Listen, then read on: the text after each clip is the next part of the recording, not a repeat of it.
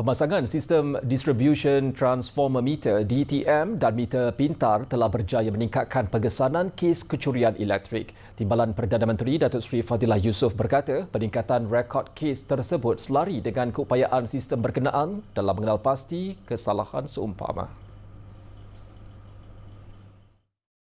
Daripada tahun 2021 hingga 2025, kes makin meningkat sebenarnya.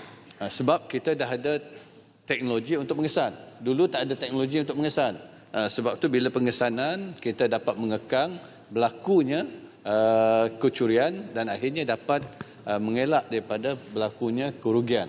Datuk Seri Fadilah berkata dalam tempoh itu, lebih 5,000 kes kecurian elektrik melibatkan meter pintar berjaya dikesan dengan jumlah kerugian direkodkan sebanyak 41 juta ringgit.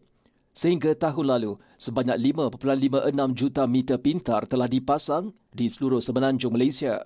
Selain pemasangan DTM dan meter pintar, teknologi drone dan thermal handheld device turut digunakan bagi mengesan haba berlebihan di premis disyaki sekaligus membantu mengenal pasti aktiviti pelombongan kripto secara haram dengan lebih efektif.